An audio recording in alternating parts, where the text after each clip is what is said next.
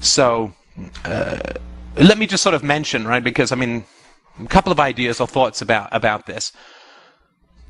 Clearly the American experiment, and I think that the Ron Paul supporters are perfectly accurate for what it's worth in this assessment. Clearly the American experiment in the 18th century was designed to create and maintain, sustain, the smallest government in the history of the world. That was the goal of the Founding Fathers, the post-Enlightenment, small state, post-Adam Smith, I guess simultaneous with Adam Smith. The goal was, the specific goal was to create the smallest government in the history of the world.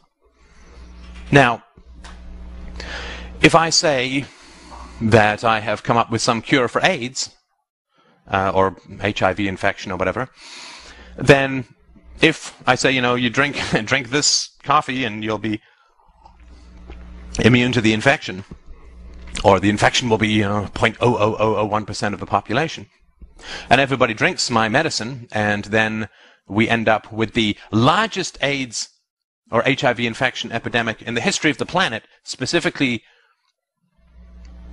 is targeted or is inflicted upon those who took my medicine, then clearly we can say that my medicine is not only not working, it's doing the opposite of working. It's causing people to get infected rather than curing them. That would be the logical conclusion, that if everybody who takes my medicine, which is claimed to be a cure, ends up getting sick, then clearly it's not a cure, but rather an infection.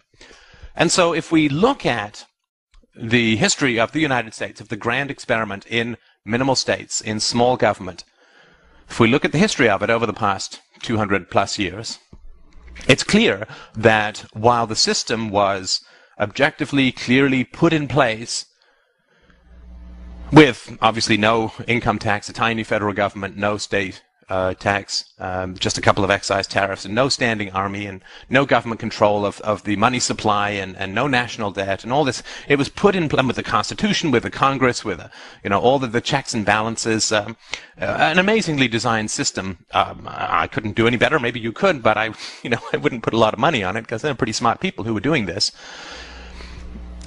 The U.S. experiment was specifically designed to create the smallest possible government and to sustain control over the government. So the goal is to cure the power of the government, right? That was the goal. That was what it was designed to do. And what has the result been? I mean, just throw politics, throw patriotism, just look at it objectively. The goal of the American experiment was to create and sustain the smallest possible government that the history of the world had ever seen. Ever. And what is the result of that experiment been? Well, the result of the experiment to create and sustain the smallest possible government in the history of the world, the result of that experiment has been the creation of the largest, most powerful government that the world has ever seen. Just take a moment and let that, bubble through your cranium a bit. I mean, it's really quite astounding. The goal of the American experiment was to create the smallest government the world has ever seen. The result has been the very largest government, the most powerful government the world has ever seen, with weapons of mass destruction, with 700 plus military bases overseas, with the capacity to wipe out all life on the planet many times over. A government whose power would make Rome look like a local DMV office. And this is natural. Sadly, it's inevitable, because the smaller you make a government in the beginning, the faster the economy grows. The more productive is the free market. The smaller the government is, the more productive the free market is, because the free market is so productive, it can handle a lot of taxation, a lot of growth in government power before buckling. So, what happens is when you make the government small, you make the profitability of increasing the size of the government that much greater.